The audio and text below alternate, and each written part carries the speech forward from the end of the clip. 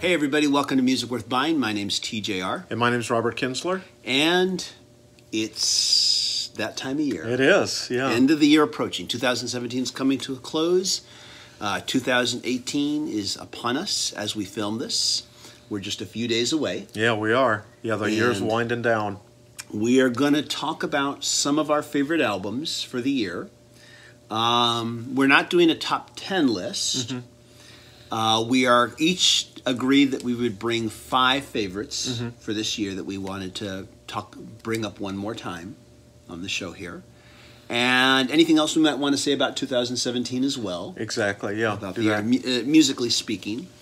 And it's anything you want to say about the year before we get started here? Well, I think, I know a lot was made about some of the great names that were lost in 2016, like Prince and David Bowie. And Tom Petty. Yeah, and I think Glenn Frey died toward the beginning of the year, didn't he? Yeah, so that was a rough... And this year, unfortunately, kind of the same thing panned out. We lost some great people like Tom Petty. I know he died about a week after I saw him in concert, so it was really tough. And then also Pat DiNizio, who is one of my favorite singer-songwriters ever. He passed away recently. And we didn't get a chance to talk about him in a previous video. And I'd actually interviewed him a few times for the Orange County Register, and he invited me, and I got to meet him after one of his performances. It's been a few years, but quite an honor to get to meet him. And and I was really sad about him passing away this year. Yeah. We lost Malcolm Young. Also from AC/DC. Another great. A lot. And it's just like. And Tommy Keene passed away this year. Another great artist. So Fats Domino. Fats Domino. Exactly. A real rough year for losing some of these great legends, young and old. I know. So. But so 2018. Yeah. We hope it's better in that area. But well, it's that point where I hate to say this, but we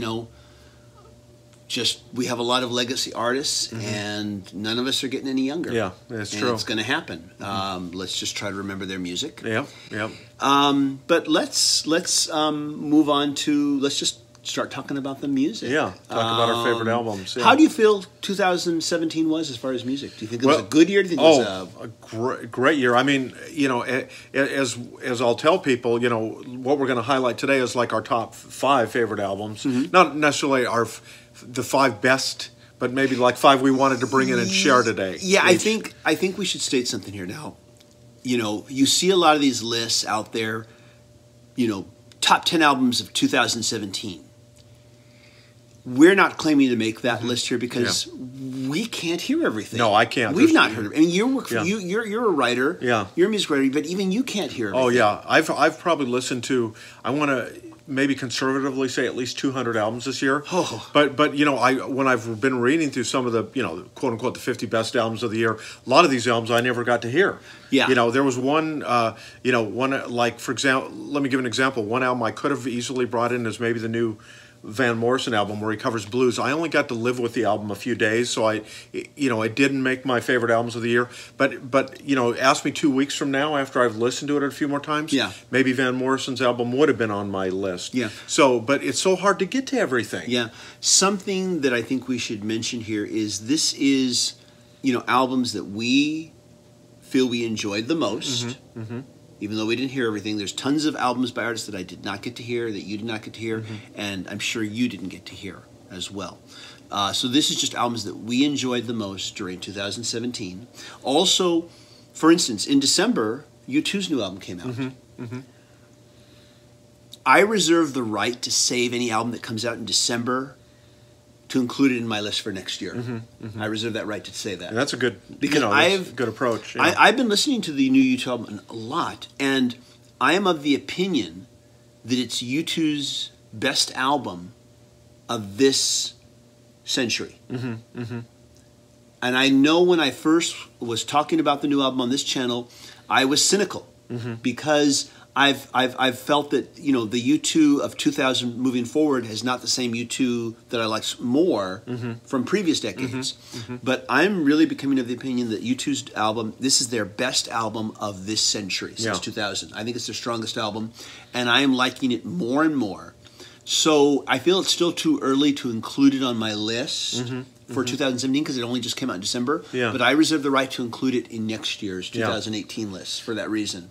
Now, what I did is in my column that appears on musicworthbuying.com, musicworthbuying.com, I think I've actually featured 28 quote unquote of my favorite albums of the year.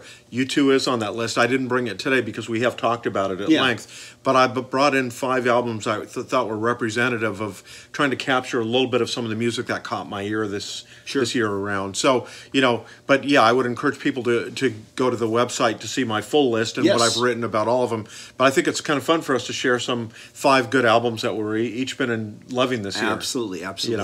And mine are in no particular order, by the way, because I just can't rank them. It's just like, to me, it's like, well, how could this one do better than this one? Yeah. I like them for different reasons. Yeah, when you said, "Oh, let's bring 5 each," I'm like, that was the toughest part. I had plenty of. I wished I hadn't said it because after I said it, I realized this is tough. It is really tough. It is very tough, and like you said, it's tough to rank them. But even just to say, okay, if I bring these 5, then that means I'm not bringing these 5. Or I'm not bringing these 10. Exactly.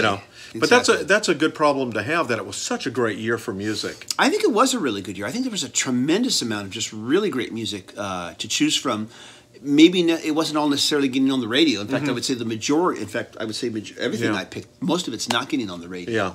But I loved it anyway. Yeah, so. Yeah, I'm with you on that. Yeah, a lot of the music I'm featuring today, I don't think I've ever heard any of it on the radio, even like non-commercial radio. And if it was on the radio, I wouldn't know because I stopped listening to radio decades ago. Yeah. There is one good station here in Southern California market where I heard one of my. Should I go ahead and kick it off? Yeah. Okay. Go ahead, let me just go ahead. What was the radio station, by the way? 88.5 FM. Okay. Which I've never heard it. Yeah, and I guess they're out of Saddleback College and I think Cal State Northridge. But if I'm wrong, I know somebody will correct me. So it is college radio. But I guess it is. Yeah, I think they're based out of 2 colleges. Yeah. Okay. But apparently they've made some kind of agreement where they're able to try to extend the reach and their signal by teaming up together or something. I don't know a lot of the background. I haven't done reading, but it is wonderful. I know Nick Harcourt, who used to be on KCRW, is a morning DJ there. Oh, okay. And matter of fact, he's actually. I heard the only time I've heard anything off Chris Hillman's latest album was on 88.5, and I'm like, oh my gosh, they're playing Chris Hillman. That immediately caught my ear. But this album, Biding My Time, I have talked about it previously on here. It was Chris Hillman's first album in more than a decade. Tom Petty produced the album and got Chris to come back and do an album, and it's just an amazing album.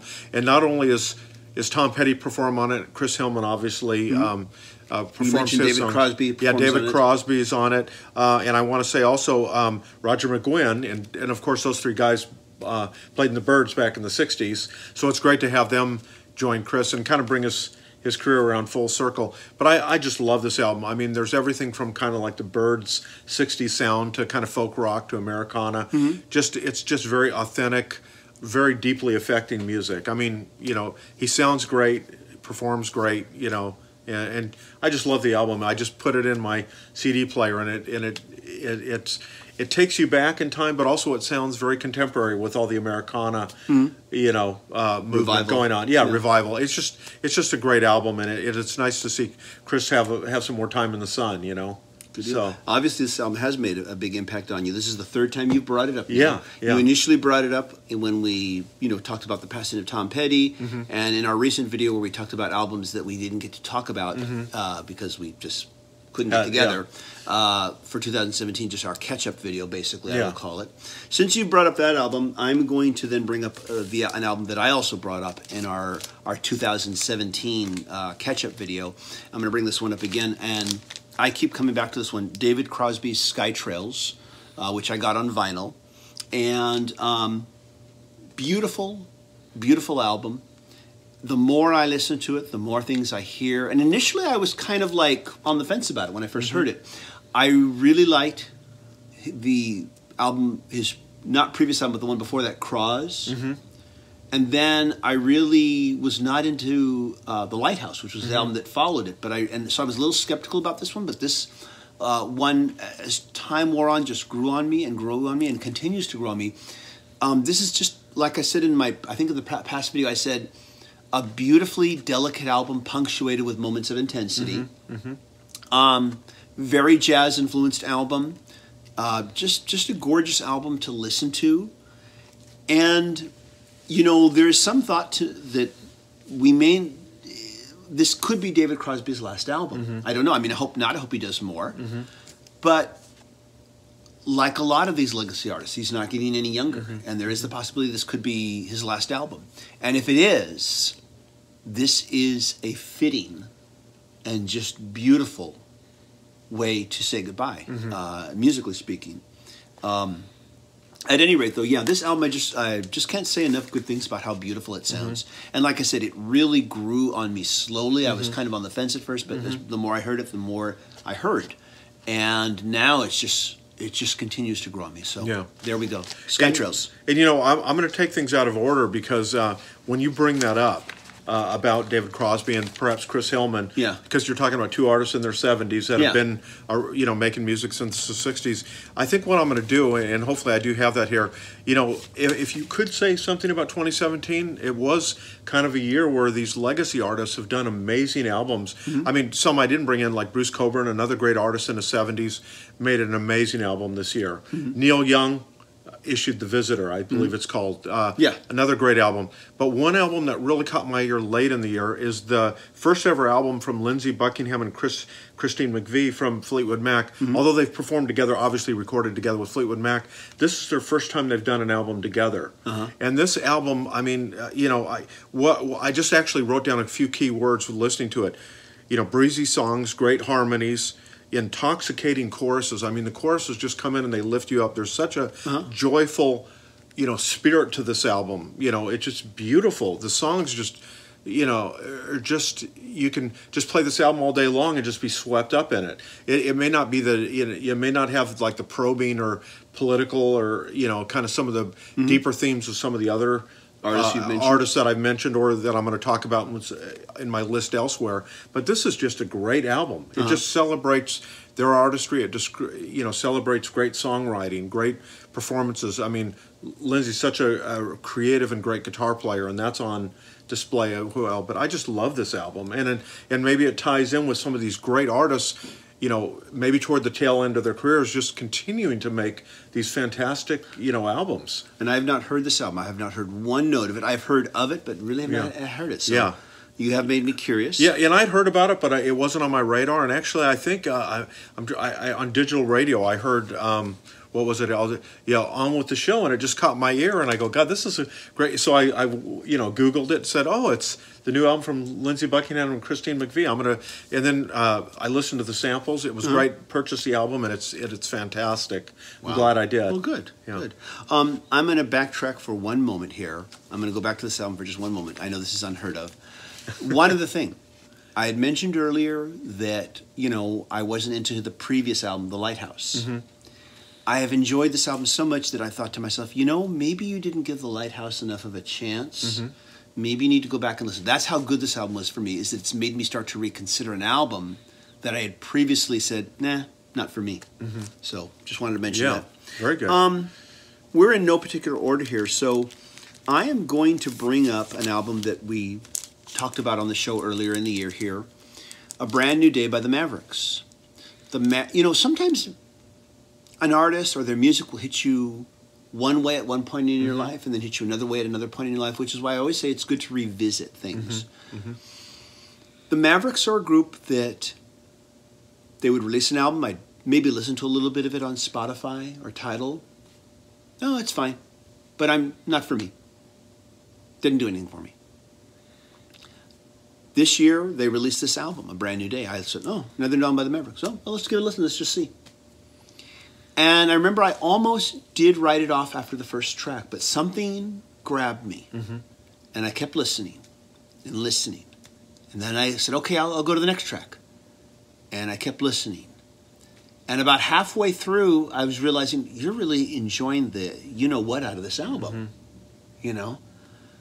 And, you know, once again, sometimes you hear an artist at one point in your life and, yeah, that's fine. But, you know, it's not like I'm not going crazy. But then at another point in your life, you hear something and it's just like, it just hits you at the right moment in time. I'm not going to say this is the greatest album I've ever heard, but this album continually just makes me feel happy. You said it. Every time I hear it, this album makes me feel happy. There's a joyful spirit to that album. It's very exuberant, and I'm with you. I'm very familiar with the Mavericks, but I somehow had missed the release of this album. You brought it up, and I went out and got the album. I just love that album. I mean, it's fantastic. This is a group that they blend kind of authentic country, Americana roots, Latin sounds. Yeah, I think they're originally from the Miami area. Yeah, they just make you feel. You know how when you feel great to be alive, their music does that. It's just there's just a spirit to it. I mean, they've never done it to me before, but for whatever reason, this album, especially this last year, there has been so much divisiveness in this country. And I don't want to be political here, but there's been so much divisiveness. People are so at each other's throats, in my opinion. And this album was kind of my Thorazine for that, kind of my cure-all, my aspirin, whatever you want to say. It's like, this album just lifts me up and makes me feel happy and makes me appreciate the simple things in life. That's all. Well said. And it's a really good album, and they're a great band. Raul Malo, and hopefully I'm pronouncing his name right, what a voice he has. It's kind of recalls Roy Orbison, just this beautiful voice, and just the band is great. How great songs and just a spirit. And I think you caught on to it with Brand New Day. Glad I discovered it. Yeah. So what I'm going to do now is I know we've been talking about albums that make you feel exuberant, make joyful. Let's talk about an album that's very different spirit than that.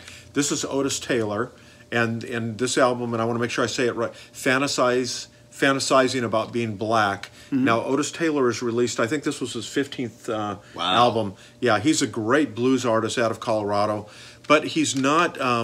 They call his style trance blues. We have talked about Otis before.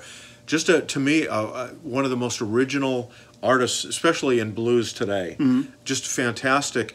What he does is he brings kind of the sounds of Africa, which is where I think blues came from. But those are very much incorporated in what he does, especially some of the rhythms and kind of like with the sounds of the banjo and the fiddle, some things that you wouldn't necessarily see in blues music, kind of maybe more in roots music. He brings those in there really effortlessly, and he communicates these really powerful stories in the music. And the great thing when you see on the CD is there's not lyrics for all the songs, but let's say for example he'll have like a Walk on Water. He'll say an interracial couple breaks up and the man says he will walk on water to get her back. But all these stories are lifted either out of real things that happened, maybe people he talked to, things that go back to the slave era. And just amazing stories about the African American experience. Just a very powerful album, and very much, his sound may recall distant times, but the subject matter is obviously very relevant to today with some of the problems that our country's having. So just the music is so powerful. And I was not even aware. We have talked about Otis Taylor on this show, and you've of course made me aware of his music. I think he's amazing. Yeah, he is one of the most unique artists in blues music, contemporary blues music out here today. Yet I didn't know this album existed. Yeah, and so, I think his last album may have come out on a larger label. But this one, he may have issued this one on his own label, because I see here that it looks like trancebluesfestival.com is a website, and he's kind of known as a trance blues artist. So I think he may just be putting out, and it looks like it's on his own label. So it may not be getting the recognition that maybe his previous albums. But I can't.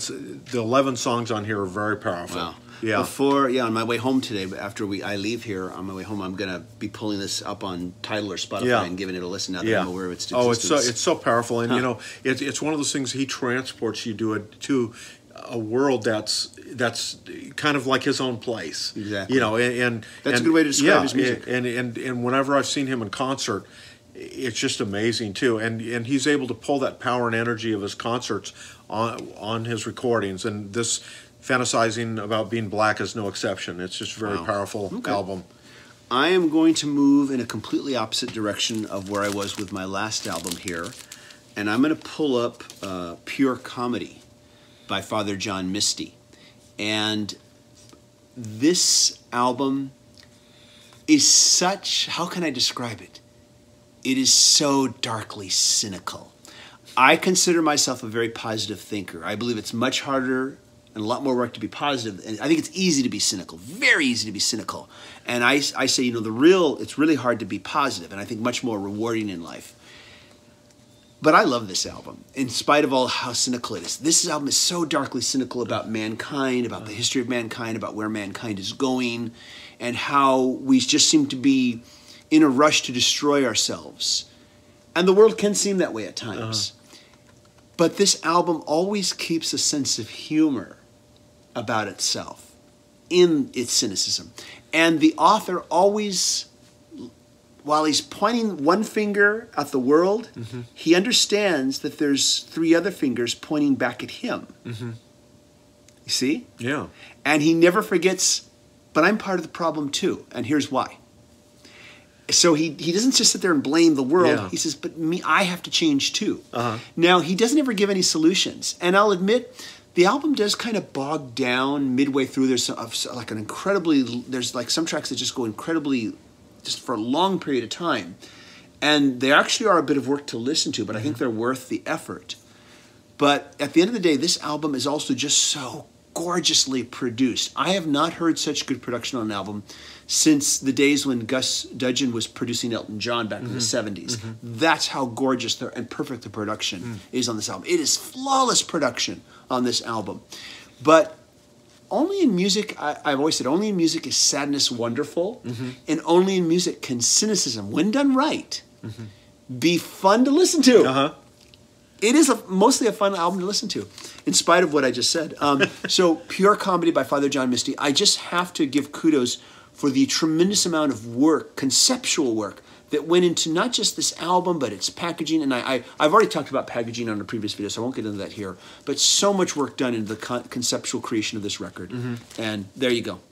Great. All right, so let's hear what you got. Well, let's see. So I think we're down to our final 2 albums now. So let me see which one I'm going to do here next. Okay, I'll tell you what. I'll save my single best album for last. Okay. So what I'm going to talk about now, and I think I brought this up on the show. You brought this up on a previous show. This is a collaboration between R. Stevie Moore, who's like a very prolific, independent singer-songwriter, performance artist, with Jason Faulkner. Jason Faulkner is a Los Angeles-based guitar virtuoso, great singer-songwriter himself, who plays with Beck currently, and also was a member of the Grays and 3 O'Clock, and also of Jellyfish. So he has quite a background as well. But this album is one of the most intelligent, eclectic albums I heard all year. I mean, it's everything from power pop to spoken word, jazz. There's instrumental tracks. It's just all over the map. But there's a real power to it, and I just love the adventuresome, spirit that these two, from different generations working together do on this album. It's just great. There's not, what I would say is not everything on this album is for everybody, but there's something for everybody on this album. Like I said, there's everything on here. Jazz, flamenco, or whatever. I mean, you hear all kinds of things on it, and it's just great, and it's very dynamic. And I would encourage people, if you are a discerning listener, challenge yourself and check this out. The name of this album is Make It Be, and it came out on Bar None Records, and I would encourage people to maybe give this one a chance, because there's some really great stuff on it. Yeah, I remember hearing a little bit of it. It is definitely a quirky album. Definitely an eclectic album. Excuse me. And I think that if you're a fan of Beck, I mean, there is a connection to Beck because of Jason Faulkner. Because of Jason Faulkner. But if you are a fan of the more quirkier, oddball Beck, then you might also want to check out this album, in my opinion, too. That's a good call. Yeah. Okay. So I am going to bring up, this is an album that I also brought up in our makeup video for 2017 just recently. I continue to just rock out to this album. The latest album by the Foo Fighters. And like I had said before, the last 2 Foo Fighter releases, for whatever reason, just didn't resonate with me. This album, what can I say? This album just rocks, okay? It rocks, and it's got a great pop sensibility too. It's probably the strongest Beatles influence that I've heard. There's always been a Beatles influence, as I said before, in the Foo Fighters music, but this time I think it comes through the strongest in this particular one. Just I haven't even really explored what the themes of the lyrics are because I'm just too busy enjoying the experience of the music just cascading over me. Yeah, good rock and roll can do that. Exactly. And it's like, oh, who cares what the effing lyrics are about? I know they're important. Yes, I do. But at this point, I'm just enjoying feeling the music just cascade over me. Like a wonderful, hot shower or a wonderful cold shower. You can have yeah, there's such a thing, Yeah. But yeah, I just, just a fun rock album. Okay, enough is enough. Concrete and Gold. Okay, there, that's the title. Yeah. And I did after you brought it up last time. I actually did go listen to it, and you're right. This album rocks, and and I didn't bring up the latest album from Queens of the Stone Age. I think it's called Villains. Yes, that's another great rockin' album, and it's like we need that. It's like there's been a lot of these probing. It's been that kind of year. There's been these pop tuneful records, but once in a while you just need something where you just crank it up, and it's just some great guitar and everything happening. It's just great. And I do understand there are some strong lyrical themes in this album. Mm-hmm. I do understand that, but so far I'm just connecting with the fact that it's just rocking it out. Yeah, very good, well said. Simple as that, yeah. Well, I guess I'm going to be down to my last album now, sure. And it is an album I brought up, and I think what I told everybody today is it's hard for me to select a number one, but I've not heard a better album than this one this year, and this is Pugwash, and it's called Silver Lake, mm-hmm. and it's actually. I'll just briefly say what I did before, but this is Jason Faulkner, who we just talked about. Mm-hmm. He produced an album for Thomas Walsh. Thomas Walsh is the Dublin, Ireland-based leader of Pugwash, and I just cannot say enough great things about this album. I mean, if you're a fan of XTC, Tom Petty, the Beatles, mm-hmm. ELO especially, and Jeff Lynne, this album is just every song is incredible. I mean, mm-hmm. it like I said, this will leave you with an incurable case of earworm.